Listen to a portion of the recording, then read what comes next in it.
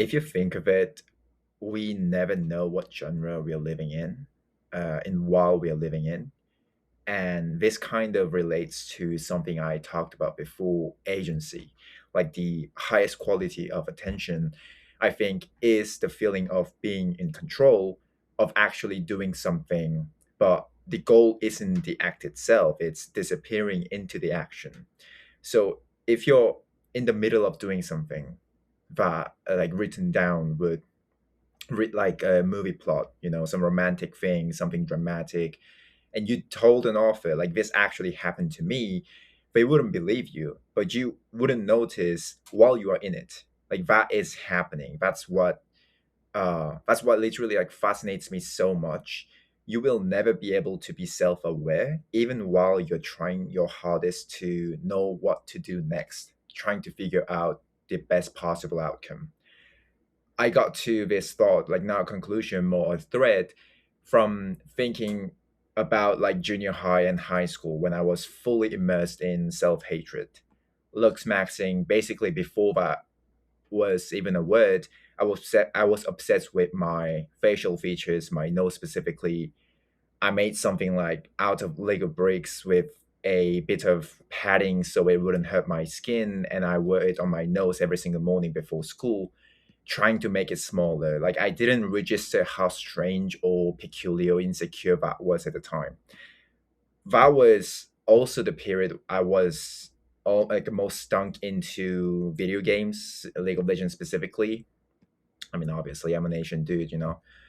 And a lot of like other things as an escaping tool rather than something I actually wanted to get good at.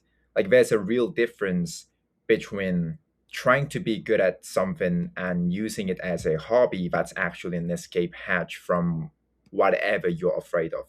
You avoid the real thing by treating it as insignificant, and you go looking for validation somewhere else instead, but really you're just running from whatever you're supposed to be dealing with. So like the same thing that happens when two people fall in love, I think that's when most people really lose themselves inside the feeling without knowing it until it ends. And I also talked about how society views going crazy for another person, being obsessed with another person. We kind of normalize and romanticize it even. A few weeks or months later, like depending on how long the relationship dragged on, you're talking to a friend and you hear yourself say, "That was so dumb. I don't even know why I did that." Obviously, there's biology and brain chemistry behind all of it. But the point is, it's genuinely hard to know exactly where you are while you are in the middle of doing something. Even right now, I'll just be honest, I'll just be authentic, rebranding my own insecurities, dressing up my own problems, the same way we dress up infatuation and call it love. But it's not really love. In the end, we love the feeling we get from a person, not the person. We don't stop loving them, we lose the feeling, and then we tell ourselves a story that they changed. So I keep asking, is it even possible to look at yourself objectively the way you can look at your past self? You like back in the days when I was this, you can be pretty objective about that situation now. Because with your past self, you're outside the zone, a lot less emotional, more detached, because you're simply you're simply not the person anymore. You can say I changed because that time passed, or the situation was bad, that's why I made that mistake. You can construct those, I wouldn't say excuses, arguments in your head to yourself. But in the moment, it's nearly impossible to see yourself clearly. It's even possible for anyone to be genuinely objective about themselves. That's the question, and I don't think so, because like we are always looking at ourselves subjectively. Even if you write down every problem you have and everything you did, and read it back a day later, which is something I do when I feel lost, writing out everything in as much detail as possible. Sometimes 30 minutes, it takes like 30 minutes of word, like it's still painful. Actually sitting with your own problems for that long is genuinely uncomfortable. I don't really back right away because I still have the emotional urge to explain myself, to justify my actions. So I wait at least 24 hours, a day. Then the next day when I read it, I can actually see clearly like this was wrong. I know, like let's work on it. Like let's work on one thing at a time. The same goes for avoiding things you don't want to face. I don't know a better way to a better way through that than putting yourself out there, like talking to a close person, a family member, anyone who actually listen and give you their honest read on it. Hearing it from outside yourself hits so different. Like the moment you say something out loud to another person instead of just turning it over in your own head, you notice yourself changing the words. You wouldn't have phrased it that way to yourself, but now that there's someone else listening, you kind of shift it. And in that exact moment, you can't lie to yourself anymore. You just know that's when the contradiction surface and when you actually see the real shape of the problem. I think the real value of talking to someone, even a stranger, someone you just met, even someone you just walked up in a bar, let's say, isn't that it solves anything. You don't solve problems by talking about them.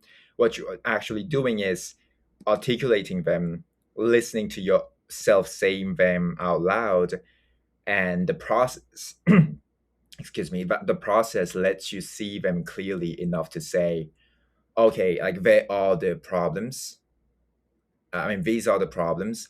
Here's how I might work on them one at a time. It's much harder to do it alone when there's no one around me and you're the only person you can rely on.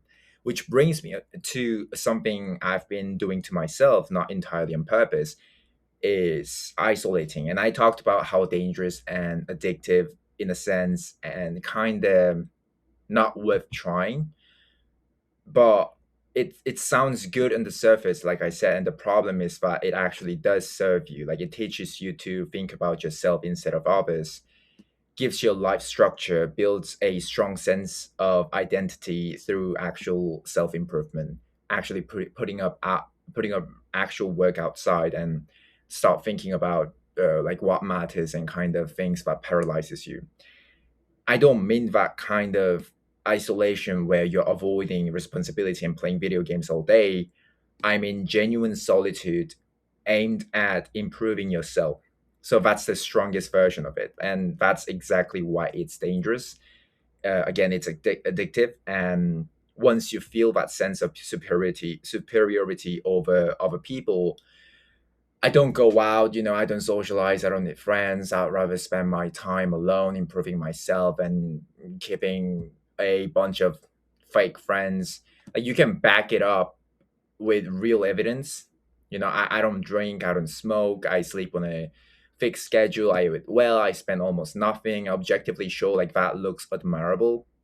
But if that turns into genuinely believing other people are any lesser, like not just I put in more work and effort, so I'm doing better, but actually seeing people as, so-called NPCs, as unable to think, that's where isolation stops being a viable option for that person. Like it becomes very unlikely they'll form a real relationship or genuine social connection again, and people can feel it. Like even if you think you're hiding it well, even if you think you're acting normal, it's this same principle as this. Like plenty of people say I'll kill you as an insult and mean nothing by it, but the rare people who actually acts on it has fundamentally different worldview from anyone else.